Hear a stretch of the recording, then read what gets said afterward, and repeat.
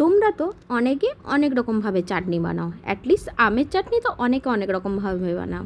আর আমার মতন এইভাবে চাটনি কে কে বানিয়েছো সেটা কিন্তু একটু জানিও। তার জন্য পুরো ভিডিওটা দেখতে হবে। আমটাকে কিন্তু আমি পিস পিস করে কেটে নিয়েছিলাম। আমটা একদমই ছোটো করিনি, মাঝারি পিস করে কেটে নিয়েছি। আর এখানে কড়াই বসিয়ে দিয়েছিলাম, কড়াইয়ের মধ্যে পাঁচফোড়ন দিয়ে দিয়েছি, তারপরে কিন্তু শুকনো লঙ্কা দিয়ে দিলাম। আর শুকনো লঙ্কাটা একটু কিন্তু ভাজা ভাজা হয়ে গেলে তখন কিন্তু আমটাও ঢেলে দিলাম।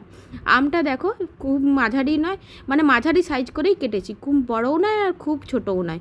এইভাবে কেটে নিয়ে তার মধ্যে আমি কিন্তু আমটা দেওয়ার সঙ্গে সঙ্গেই কিন্তু তেজপাতাটা দিয়ে দিলাম। যেহেতু আগে তেজপাতা দিতে ভুলে গেছিলাম, সেই জন্যই কিন্তু এখন তেজপাতাটা দিয়ে দিলাম।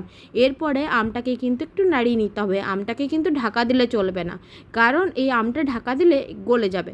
আর গলা চাটনি আমরা খেতে অতটা পছন্দ করি না। তোমরা যারা গলা চাটনি খেতে পছন্দ করো তারা কিন্তু এটা ঢাকা দিয়ে দেবে। এরপরে পরিমাণ মতো নুন আর হলুদটা দিয়ে দিলাম।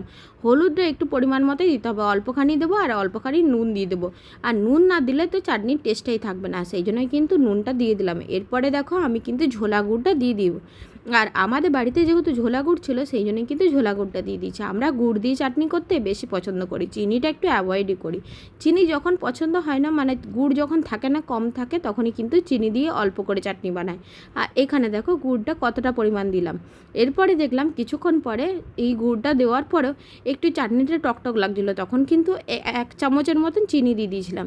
আর এখানে দেখো গুড়টা প্রথমে অনেকটা পরিমাণ দিয়ে ওটাকে নাড়িয়ে নেবো। আর তোমরা একটা কথাই মাথায় রাখবে, চাটনি বানানোর সময় এই আমটাকে কিন্তু কেউ ঢাকা দেবে না, মানে কড়াইয়ে ঢাকা দেবে না। ভাজার সময় বলো বা ফোটার সময় কখনোই কিন্তু ঢাকা দেবে না, তাহলে কিন্তু চাটনির টেস্টটা একটু কমে যাবে।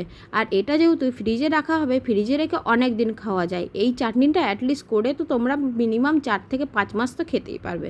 আর এখানে দেখো আমার গুড়টা একদম মেল্ট হয়ে গেছে, মানে ওই আমের সাথে গলে গেছিল, মানে মেল্ট হয়ে গেছে। তারপরেই কিন্তু আমি ওটার সাথে একটুখানি চিনিটাও মিশিয়ে দিলাম।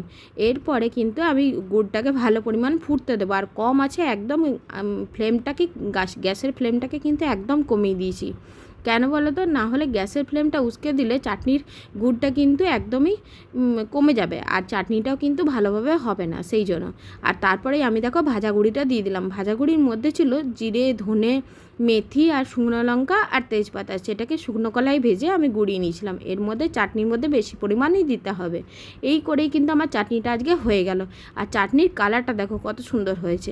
আমি কিন্তু একটু ঝোলঝোলেই নামালাম, তোমরা যে যেমন পছন্দ করো সেরকম নামাবে।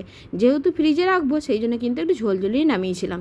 আর এইভাবে চাটনি খেয়ে দেখো একবার, আমি কথা দিলাম তোমাদের কিন্তু সবারই ভালো লাগবে। আর আমার মতো স্টাইলে কে কে চাটনি খেলো সেটা কিন্তু কমেন্টে জানিও। আর আজকের আমার এই চাটনির রেসিপিটা কেমন লাগলো সেটা জানিও।